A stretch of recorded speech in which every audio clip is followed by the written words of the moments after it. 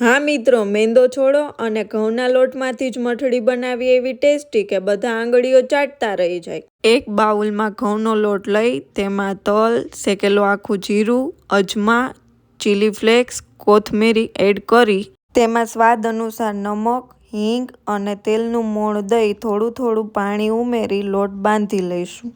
લોટ એવી રીતના બાંધવાનો કે રોટલીના લોટ કરતાં પણ થોડો કઠણ હોવો જોઈએ।